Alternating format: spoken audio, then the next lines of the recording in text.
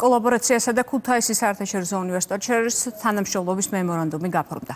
დოკუმენტი სამეცნიერო კვლევებში ერთობლივ მონაწილეობასა და ბირთვული ფიზიკის მიმართულებით ახალი ტექნოლოგიების განვითარებას ითვალისწინებს.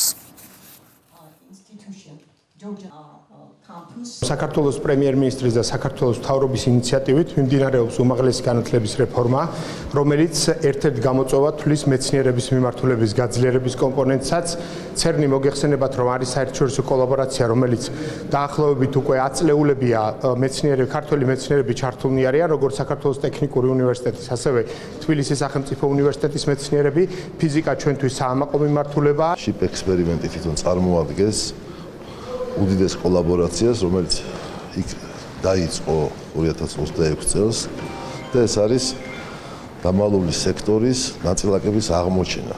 ციცოცხლის შემეცნებაზე პროფესორად მუშაობენ და საქართველოს ტექნიკური უნივერსიტეტის პროფესორ-მასწავლებელთან ერთად, კვანტური ფიზიკის ინსტიტუტთან ერთად დღეს ჩვენთვის ძალიან სასიხარულო, რომ მათ მოიწონეს ქუთაისის საერთაშორისო უნივერსიტეტის ჩართულობა და ისინი ჩვენთან ერთად გააგრძელებენ მუშაობას. ეს მემორანდუმი საქართველოში არის ნამდვილად დიდი ინვესტიცია სამეცნიერო მიმართულებით, რომელშიც ქართველი სტუდენტებიც იქნებიან ჩართული. პროექტი დაიწყება 5 წელიწადში და გაგრძელდება 15 წლის განმავლობაში. 19-26 აპრილს ბათუმი ძალოსანთა